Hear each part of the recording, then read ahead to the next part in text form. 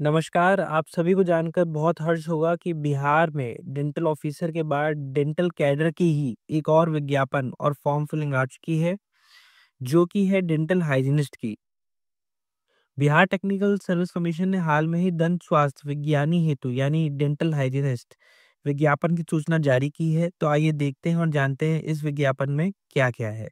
सबसे पहले तो बताना चाहूँगा कि ये जो विज्ञापन आया है ये 4 अक्टूबर को यहाँ पे जारी करा गया है, 4 अक्टूबर 2025 को।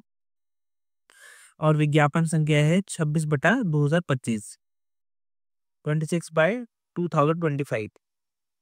अब इसके बारे में बात करते हैं। जैसा कि आपको पता है कि ये सारी जानकारी आपको सारी मिलेगी www.btsc.bihar.gov.in पे। और ध्यान दीजिए फॉर्म फिलिंग में आज अब मेरे ख्याल से 1 हफ्ते से कम का समय रह गया है, 1 हफ्ते का समय रह गया है, तो जो कि फॉर्म फिलिंग चालू हुई थी 10 अगस्त से लेके 10/11/2025 तक। इस बात का ध्यान रखिएगा। इसके बाद आते हैं जैसे कि पदनाम दंत स्वास्थ्य विज्ञानी, जिसे हम इंग्लिश में डेंटल हाइजीनिस्ट बोलते हैं। बहुत अच्छी जॉब है डेंटल हाइजीनिस्ट की, परमानेंट जॉब। उसके बाद हम वेतनमान की बात करें तो 5200 से 20,200, और अगर ग्रेड पे की बात करें 2400, जो कि 7th पे कमीशन में है। और आने वाले समय में जैसा कि 8th पे कमीशन की बात हो रही है, तो स्टेट गवर्नमेंट में भी 8th पे कमीशन में ये आ जाएगा, और हो सकता है कि एक ग्रेड पे बढ़ भी जाए। ठीक है, इसके बाद बात करते हैं कि इसके लिए क्या-क्या आपके पास क्वालिफ़िकेशन होनी चाहिए। सबसे पहली बात, आप 12th आपने करी हो बायोलॉजी से, यानी जीव विज्ञान से, आपने बायोलॉजी से आपने पास करा हो 12th। उसके बाद 2 वर्ष का 2 ईयर डिप्लोमा, जो कि डेंटल हाइजीनिस्ट का एक डिप्लोमा होता है, वो किसी भी मान्यता प्राप्त संस्थान से आपके पास होना चाहिए। जैसा कि हमें बिहार में पता है, अगर बिहार में गवर्नमेंट में बात करें, सिर्फ़ 10 या 11 सीट हैं जो कि डेंटल हाइजीनिस्ट के। बाकी कुछ प्राइवेट इंस्टीट्यूट भी डेंटल हाइजीनिस्ट का कोर्स कराते हैं। तो जितनी सीट्स आई हैं उस हिसाब से मुझे लगता है कि डेंटल हाइजीनिस्ट के कैंडिडेट्स काफ़ी कम है। तो ये बहुत अच्छा चांस है आपके सिलेक्शन के लिए, आपकी इस नौकरी के लिए, तो पूरी कोशिश में लग जाएँ। इसके बाद आपके पास बिहार डेंटल काउंसिल से आपके पास का रजिस्ट्रेशन भी होना अनिवार्य है। तो ये 3 चीज़ें बात इंपॉर्टेंट ध्यान रखिएगा कि 10+2 में आपके पास बायो होनी चाहिए। इसके बाद 2 साल पे डिप्लोमा, और तीसरी चीज़ है आपका बिहार डेंटल काउंसिल से आपका रजिस्ट्रेशन आपका होना चाहिए। अगर आप किसी और स्टेट में हैं या कहीं और किसी और स्टेट में रजिस्टर्ड हैं, तो आप बिहार डेंटल काउंसिल में जाके टाइम से रजिस्ट्रेशन करा लें, क्योंकि अब दिन काफ़ी कम बचे हैं। इसके बाद आते हैं हम कितनी-कितनी सीट्स हैं। जैसा कि आपको पता है कि यहाँ पे 782 सीट्स आई हैं, और अगर हम बात करें तो 35% जो हॉरिज़ॉन्टल रिज़र्वेशन होता है वो कि महिलाओं की, बिहार राज्य की मूल निवासी महिलाओं, यानी जो बिहार के डोमिसाइल महिलाएँ हैं उनके लिए 35% हॉरिज़ॉन्टल रिज़र्वेशन है। अगर हम जनरल की बात करें तो 281 सीट्स हैं, जिसमें कि 98 फीमेल के लिए हैं। तो इसमें आप देखेंगे कैटेगरी में अगर हम आर्थिक रूप से कमज़ोर वर्ग हैं तो उनके 70 सीटें और 25 फीमेल के लिए। तो आप जैसे-जैसे आगे बढ़ते जाएँगे, नीचे जो आपको दिया हुआ है वो फीमेल्स के लिए रिज़र्व सीट है, जो कि बिहार राज्य की मूल निवासी हैं। इसके बाद अंत में बात करेंगे यहाँ पे आपके दिव्यांगों के लिए, जो कि बेसिकली अलग-अलग दिव्यांगों की श्रेणी है, उसके हिसाब से यहाँ पे डिवीज़न कर रखा है। और स्वतंत्रता सेनानियों के लिए 14 सीटें हैं। इसके बाद आपकी न्यूनतम आयु, यानी मिनिमम आपकी 18 इयर्स एज होनी चाहिए। और अगर हम बोलें तो अनारक्षित, यानी जो यूआर हैं, जो अनरिज़र्व कैटेगरी से हैं, उनके लिए 37 इयर्स। और अगर वहीं यूआर फीमेल हैं, तो आपके लिए 40 इयर्स आपके लिए मैक्सिमम एज आपके लिए दी गई है कि वहाँ पे इतने इससे ऊपर आप ना हो। अगर हम यही बात पिछड़ा वर्ग, अत्यंत पिछड़ा वर्ग बात करें, यानी ओबीसी या फिर ईबीसी के लिए, तो 40 वर्ष यहाँ पे दी गई है। फिर इसके बाद आते हैं एससी और एसटीज़ के लिए, पुरुष महिला कोई भी हो तो वहाँ 42 इयर्स आपके लिए मैक्सिमम एज दी गई है। मिनिमम 18 इयर्स और मैक्सिमम यह एज आपको दे दी गई है। उसके बाद ये बात का ध्यान रखिएगा कि जो आपके मैट्रिक सर्टिफिकेट में जो आपकी डेट ऑफ बर्थ है, यानी 10th के सर्टिफिकेट में जो आप डेट ऑफ बर्थ है, उसी का आपका बर्थ माना जाएगा। तो 10th के बर्थ बर्थ सर्टिफिकेट में जो भी आपकी, सॉरी, 10th के मार्कशीट, 10th के सर्टिफिकेट में जो भी आपकी डेट ऑफ बर्थ दी है वही मान्य होगी। इस बात का ध्यान रखिएगा। इसके बाद इसमें दिव्यांगों को 10 उम्र की और छूट दी गई है। अगर मान लीजिए अगर आप अनारक्षित हैं तो 37 ईयर्स हैं और अनारक्षित आप दिव्यांग हैं तो आपको 10 ईयर की एक्स्ट्रा छूट मिलेगी। 10 ईयर्स की एक्स्ट्रा छूट है या 47 ईयर्स तक मैक्सिमम भर सकते हैं। इसके बाद अलग-अलग कैटेगरीज़ में काफ़ी ज़्यादा इसमें ऐज को लेके काफ़ी छूट दी गई है। जैसा कि हम देखेंगे अगर आप बिहार सरकार में नियमित रूप या सरकारी सेवक हैं और 3 वर्षों की निरंतर सेवा यानी आप 3 ईयर्स की जॉब कर चुके हैं, तो आपको 5 साल की एक्स्ट्रा छूट मिलेगी अगर आप बिहार स्टेट के गवर्नमेंट एम्प्लॉयी हैं। इसके बाद आते हैं कि इसमें अब अलग-अलग चीज़ें हैं कि बिहार में आपने केंद्र सरकार या पंचायती राज नगर निकायों में अगर आप दंत स्वास्थ्य विज्ञानी के पद पे संविदा के आधार पे भी आपने काम करा है, तो आपको ये छूट आप पाने के लिए हकदार हैं।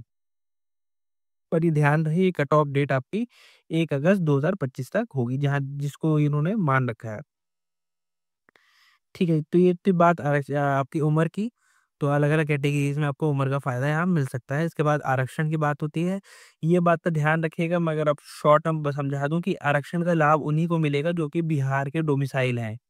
जिनका बिहार में बिहार का डोमिसाइल बना हुआ उन्हीं का आरक्षण का लाभ मिलेगा। अगर मान लीजिए आप फॉर एग्ज़ाम्पल आप उत्तर प्रदेश के ओबीसी हैं, एससी, एसटी हैं तो आपको बिहार में यूआर में काउंट करा जाएगा ना कि आपको उस कैटेगरी का लाभ मिलेगा। कैटेगरी का लाभ आपको तभी मिलेगा अगर आप बिहार के रहने वाले हैं, ठीक है? तो इस बात का ध्यान रखिएगा। बिहार राज्य से ही आपका जो जाति प्रमाण पत्र है, वो आपका बिहार का ही होना चाहिए। उसके साथ-साथ आपको स्थायी निवास या मूल निवास का डोमिसाइल प्रमाण पत्र भी होना चाहिए। अगर आप पिछड़ा वर्ग से आते हैं, तो ये बात का ध्यान रखिएगा क्रीमी लेयर रहित प्रमाण पत्र हो कि आप क्रीमी लेयर पे तो नहीं आते हैं। तो ये बात का ध्यान रखिएगा। आगे बढ़ते हैं। हाँ, और ये बात ध्यान रखिएगा कि जो आय और जो भी आय संबंधी अगर आप इकोनॉमिक बेसिस पे आरक्षण लेना चाह रहे हैं, तो 1 वर्ष के लिए ही सारे वैध हैं। तो ये बात का ध्यान रखिएगा बहुत पुराने सर्टिफ़िकेट्स ना हो, वो 1 वर्ष के ही माना जाएगा कि 1 वर्ष से ज़्यादा पुराना ना हो, ठीक है? इस बात का ध्यान रखिएगा। इसके बाद आरक्षण की अलग कोटि है, एससी है, एसटी है, बिहार के अंदर ईबीसी है, अत्यंत पिछड़ा वर्ग, बीसी है, पिछड़ा वर्ग, आर्थिक रूप से कमज़ोर, ईडब्ल्यूएस, इकोनॉमिकली वीकन और पिछड़े वर्ग हो गए, पिछड़े वर्गों की महिला वुमेन ऑफ बैकवर्ड क्लासेस। ये अलग-अलग आरक्षण हैं, जिसमें कि हमने पहले ही बता दिया था कि 35 परसेंट हॉरिज़ॉन्टल जो रिज़र्वेशन है, वो फीमेल्स के लिए रिज़र्व्ड है। इसके बाद आते हैं, हमने दिव्यांग की बात कर ली है ऊपर। आवेदन शुल्क आप सभी को पता है कि कोई भी आप कैटेगरी के हों, आपको ₹100 आपका आवेदन शुल्क है, जो कि आप यूपीआई ऑनलाइन मोड ही कोशिश करिएगा कि आप अपनाएँ, तो जो कि आसान रहता है, तो बहुत आसानी से आपका फॉर्म फिलिंग हो जाएगी। इसके बाद हम बात करते हैं कि ये जो एग्ज़ाम है कितने मार्क्स का है। देखिए ये एग्ज़ाम टोटली 100 मार्क्स का है, जिसमें कि 75 अंक आपके जो होंगे कंप्यूटर बेस्ड टेस्ट यानी सीबीटी के होंगे। जो ये एग्ज़ाम होगा ये कंप्यूटर पे होगा जिसमें आपको एक क्वेश्चन आएगा उसके आप ऑप्शन मिलेंगे और आपको कंप्यूटर पे ही क्लिक करके आप आगे-आगे बढ़ते रहेंगे। तो ये कंप्यूटर बेस्ड टेस्ट है इसलिए इसको सीबीटी नाम दिया गया है। अच्छा, इसमें एक चीज़ जैसा कि हमने डेंटल ऑफ़िसर के एग्ज़ाम में भी देखा था कि 25 जो मार्क्स हैं, वो आपके एक्सपीरियंस के आधार पे आपको दिए जाएँगे। पर एक्सपीरियंस ध्यान रखें कि तभी आपको दिया जाएगा अगर आपने बिहार राज्य के अंदर या किसी केंद्र सरकार या फिर अपने पंचायती राज या नगर निकायों के अस्पताल के इसमें संविदा के आधार पे अगर आपने काम करा है मान लीजिए अगर आप 1 साल काम करते हो तो वो 5 अंक, 2 साल आप काम करते हो तो 10, 3 साल करते हो 15 और मैक्सिमम आप 25 मार्क्स इसमें ले सकते हैं। तो इस बात का ध्यान रखिएगा और मान लीजिए अगर आप कुछ साल, कुछ दिन करा है तो उसको 365 से डिवाइड कर दिया जाएगा तो आपके उतने अंक आपके कंप्यूटर बेस्ड टेस्ट में जोड़ दिए जाएँगे। पर इस बात का विशेष ध्यान रखिएगा, जो भी है अगर आपको एक्सपीरियंस का फ़ायदा आपके टोटल मार्क्स में तभी दिया जाएगा जब आप मिनिमम क्वालिफाइंग मार्क्स अचीव करते हैं। तो इस बात का ध्यान रखिएगा। आगे बढ़ते हैं। हाँ, जैसा कि इन्होंने बताया कि जो भी आपके जो मार्क्स होंगे जैसे मान लीजिए उसको 0.75 से आपको मल्टीप्लाई कर दिया जाएगा। मान लीजिए अगर 60% मार्क्स आते हैं तो 0.75 से मल्टीप्लाई करके 45 अंक हो जाएँगे। इसके बाद इसमें आपके टोटल नंबर जोड़ दिए जाएँगे। मतलब अगर आपके पास एक्सपीरियंस है तो उसमें वो नंबर जोड़ दिए जाएँगे। ठीक है, मैंने आज जैसा कि आपको बताया कि ये कंप्यूटर बेस्ड टेस्ट है। यहाँ पे आपको ऐसा नहीं है कि ओएमआर कोई ओएमआर शीट मिलेगी, यहाँ पे आपको सारा जो भी काम होगा वो कंप्यूटर पे ही होगा। दोनों भाषा में, हिंदी अंग्रेजी में, दोनों में आपको यह क्वेश्चन पेपर मिलेगा और 2 घंटे की अवधि होगी, यानी 120 मिनट के अंदर आपको 100 क्वेश्चन करने हैं। और आपको इस तैयारी के लिए ये बात ध्यान रखिएगा कि जितने ज़्यादा आप सीबीटी लगाएँ, क्योंकि बहुत लोग पढ़ाई करते हैं पर क्या होता है कंप्यूटर बेस्ड टेस्ट के अंदर जाते हैं, वहाँ पे उनको काफ़ी कठिनाई का सामना करना पड़ता है। तो ऐसी एप्लीकेशन का सहारा लीजिए जहाँ पे आपको भरपूर कंप्यूटर बेस्ड टेस्ट कराए जाएँ जो कि विद इन टाइम लिमिट में होता है, क्योंकि यहाँ पे आपको 120 मिनट मिलेंगे 100 क्वेश्चन करने के लिए, ये बात ध्यान रखिएगा। ठीक है, इसके बाद इसके हम बात करते हैं नेगेटिव मार्किंग की। नेगेटिव ये अलग-अलग पालियों में होगा, जैसा कि आपने देखा कि डेंटल ऑफिसर एग्ज़ाम 2 शिफ्ट्स में हुआ था। और नॉर्मलाइज़ेशन का मतलब ये होता है, काफ़ी लोगों को नॉर्मलाइज़ेशन को लेके दिक्कत है। देखिए क्या होता है, किसी पेपर में कुछ पेपर के टफ टफ ज़्यादा होते हैं क्वेश्चन, किसी पेपर में कई बार कभी-कभार उनको लगता है जो अभ्यर्थी होते हैं उनको लगता है कि यार यहाँ पे पेपर थोड़ा-सा मेरा आसान था, उनका टफ था। तो इसलिए नॉर्मलाइजेशन की प्रक्रिया अपनाई जाती है ताकि किसी के साथ भेदभाव ना हो, दोनों का पेपर उस हिसाब से ही मार्किंग की जाती है। तो ये नॉर्मलाइजेशन की प्रक्रिया है। इसके बाद नेगेटिव मार्किंग 1/4 है, यानी आप अगर कोई भी क्वेश्चन गलत करते हैं तो 0.25 आपका काट दिया जाएगा। अगर आप सही उत्तर होता है तो 1 अंक आपका दिया होगा, यानी 1/4 हो गया 0.25। ठीक है, फिर जैसा कि बोला कि सभी जो सामान्यीकरण, ऐसा नहीं कि टफ और आसान को अलग-अलग नंबर, तो मतलब उसका एक नॉर्मलाइजेशन करा जाएगा, तो उसी के हिसाब से आपको परीक्षाफल घोषित कराया गया है, जैसा कि बिहार के डेंटल ऑफिसर एग्जाम में देखा गया। इसके बाद हम आगे बढ़ते हैं। ये बात का ध्यान रखिएगा कि आपको मिनिमम क्वालिफाइंग मार्क्स अचीव करने हैं, उसी के बाद आप कोई भी फ़ायदा ले सकते हैं। तो अगर हम बात करें, तो सामान्य वर्ग के लिए 40% मार्क्स आपके पास होने चाहिए। अगर पिछड़ा वर्ग के लिए बात करें 36.5, अत्यंत पिछड़ा वर्ग के लिए बात करें 34%, या फिर और अनुसूचित जाति के लिए बात करें तो या दिव्यांग हो तो उनके लिए 32% आपके पास मार्क्स होने चाहिए। तो ये बात का ध्यान रखिएगा, अगर आप इतने मार्क्स अचीव करेंगे तभी आप आगे बढ़ेंगे, तभी आप मेरिट में आएँगे। तो इस बात ध्यान करिएगा। अगर आप इतने मार्क्स अचीव नहीं करते हैं तो आपका कोई भी दावा मान्य नहीं होगा।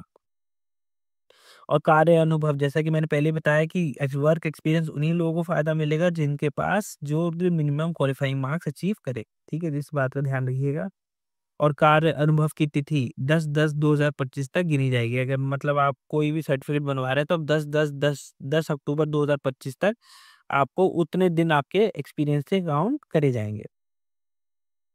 ठीक है, इसके बाद बात करते हैं कि आप जब भी फॉर्म भरें, तो ये बात ध्यान रख लें कि अपने पास बेसिक जो आपको पास डॉक्यूमेंटेशन होनी चाहिए, वो पूरी करके बैठे तभी आप फॉर्म भरें।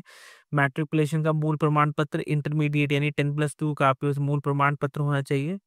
ठीक है, मान्य जो भी आपने जहाँ से भी अपने डेंटल हाइजीनिस्ट कोर्स कराया है, उसके सारे ईयर्स के जो भी आपके मार्क्स हैं वो, और आपके पास एक प्रोविज़नल सर्टिफ़िकेट मिलता है कि जब आप डिग्री यानी आप पास हो जाते हो, उत्तीर्ण हो जाते हो, तो आपको एक सर्टिफ़िकेट दिया जाता है, वो आपके पास होनी चाहिए, जिसे हम कहें डिग्री डिग्री भी कह सकते हैं।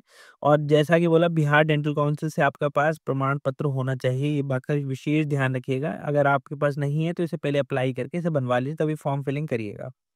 अगर आपके पास जाति है, अगर आप किसी भी जाति में आते हैं, वो आपके पास कास्ट सर्टिफ़िकेट होना चाहिए, आपके पास स्थायी, अगर आप वहाँ के लिए, अगर आप वहाँ के किसी कैटेगरी में के लिए अप्लाई कर रहे हैं या फिर आप बिहार के निवासी का फ़ायदा लेना चाहते हैं, तो आपके पास डोमिसाइल सर्टिफ़िकेट भी होना चाहिए। अगर आप स्वतंत्रता सेनानी का फ़ायदा लेना चाहते हैं, तो उसके लिए वहाँ का प्रमाण पत्र, दिव्यांग है, दिव्यांगता प्रमाण पत्र। और अगर आपके पास वर्क एक्सपीरियंस है बिहार में काम करने का, तो वो आपके पास वर्क एक्सपीरियंस सर्टिफ़िकेट होना चाहिए। पर वो वर्क एक्सपीरियंस सर्टिफ़िकेट नीचे एक आपको फॉर्म दिया गया है, उसी के हिसाब से होना चाहिए। आप अपने आप कोई उसमें चेंजेस नहीं कर सकते हैं, जो नीचे फॉर्म दिया गया है उसी के हिसाब से आपका वर्क एक्सपीरियंस सर्टिफिकेट बनेगा। ठीक है, इसके बाद हम बात करते हैं, बाकी चीज़ें आपको ज़्यादा कुछ इम्पोर्टेंट नहीं है।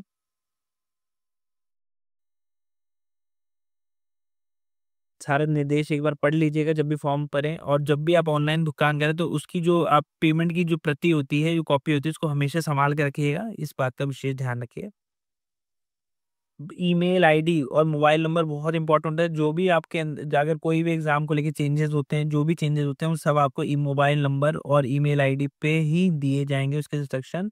तो इसलिए बहुत ध्यान से अपना मोबाइल नंबर और ईमेल आईडी उसमें डालिएगा। उसके बाद फ़ोटोग्राफ की बात करते हैं, तो फ़ोटोग्राफ बहुत पुराना ना हो, फ़ोटोग्राफ आपके 3 महीने के अंदर का हो, ठीक है? ये बात। दूसरी बात, आपका व्हाइट बैकग्राउंड होना चाहिए, बैकग्राउंड हमेशा उसका व्हाइट होना चाहिए, ये बात का ध्यान रखिएगा, सफ़ेद बटन होना चाहिए।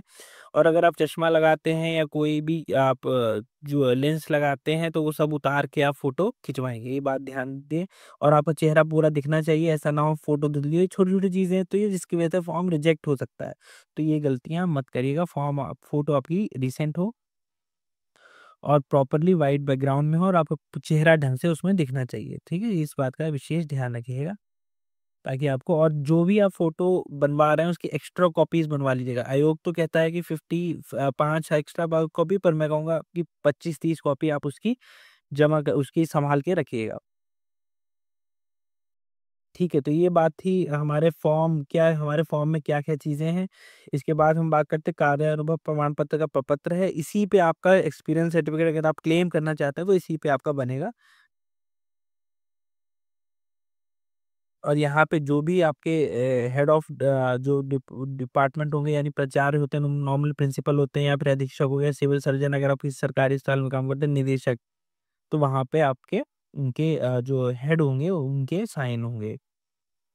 अब बात करते हैं कि एग्ज़ाम की बात कर लें, हमें इसे पढ़ना कैसे है, कैसे हम इस एग्ज़ाम में अपनी सफलता हासिल कर सकते हैं। तो सबसे पहले देखिए, कोई भी तैयारी हम करते हैं तो सबसे पहले हमें उसका सिलेबस पता होना चाहिए। ऐसा नहीं कि हम बिना सिलेबस पढ़े हमें तैयारी करनी है। सबसे पहले जो हमें बीटीएससी ने जो सिलेबस प्रोवाइड करा है, उसी के हिसाब से हम तैयारी करें। देखिए, सिलेबस बहुत एक मतलब ऐसा होता है कि आपको एक एक हेडिंग के अंदर बहुत सारे टॉपिक्स होते हैं, तो ये मत बात ध्यान रखिएगा, ऐसा ना हो कि आप बिल्कुल ही इस पे स्टिक रहें, उस हेडिंग से अंदर काफ़ी सारे सब टॉपिक्स होते हैं, वो को कवर करके जाइएगा।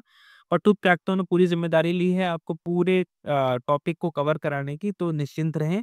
आप टूथ प्रैक्टो की टेस्ट सीरीज़ में जब देखेंगे, तो आपको सारे टॉपिक आपको मिलेंगे, तो निश्चिंत होके आप भरपूर तैयारी कर सकते हैं। बात करते हैं मॉड्यूल 1 एनाटॉमी। एनाटॉमी के अंदर आपके general structure of mucous membrane, tongue, pharynx, lips, जो कि सबसे इम्पोर्टेंट है, वो आपसे पूछे जाएँगे। तो अलग-अलग टॉपिक्स हैं, ये सारे टॉपिक्स आपके कवर होने चाहिए। तो इसलिए कभी भी तैयारी करें तो पहले इनको लिख लीजिएगा कि आपको ये टॉपिक्स तो बिल्कुल नहीं छोड़ने हैं, यही किताब से आपने तैयारी करनी है।